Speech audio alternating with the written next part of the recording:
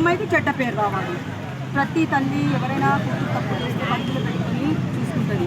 తల్లిని కూడా నా కూతురు అలాంటిదే అలాగే పోతుందని చెప్పారు అంటున్నారు.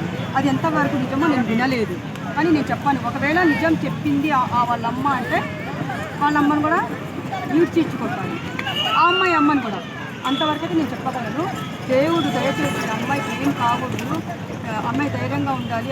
ఏదైనా సరే ఎదుర్కోవడానికి నువ్వు అమ్మాయికి ఒక మాట చెప్తున్నా నేను, తల్లి నువ్వు ఒకటి, వాడికై వాడు రాలేదు, ఇద్దరు ఇష్టపడే వెళ్ళారు.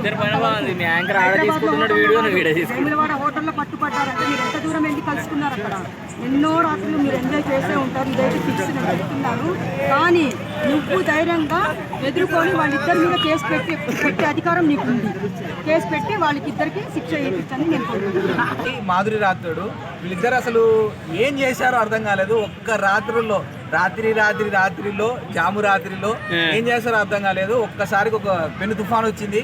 పెను తుఫాన్ వచ్చి మొత్తం ఎక్కడికక్కడ లైఫ్ స్పాయిల్ చేసి పడేసింది. సో ఆమె వాళ్ళ వైఫ్ నాకు ఏం సాధించిందో అర్థం కాలేదు.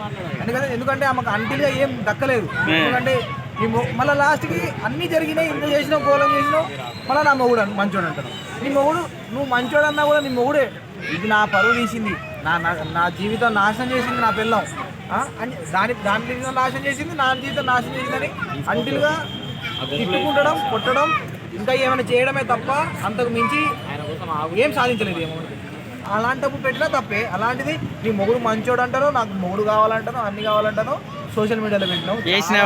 చాలా అంటే చాలా పెద్ద తప్పు చేసినావు. దీంతో పాటు ఆ అమ్మాయి లైఫ్ నాశనం చేయడం కాదు, నీ లైఫ్ నువ్వు నాశనం చేసుకున్నావు. ఎందుకంటే నీ మొగుడు ఒక జాబ్ చేయట్లేదు, ఆయన కూడా సోషల్ మీడియా ఫీల్డ్లో చాలా మంది చేస్తారు అన్న. ఇవాళ రేపు ఇట్లా కనెక్షన్లు పెట్టుకోవడం కామన్. పెళ్ళైన ఆంటీలు పెట్టుకుంటున్నారు, పెళ్ళైన మొగోళ్ళు పెట్టుకుంటున్నారు.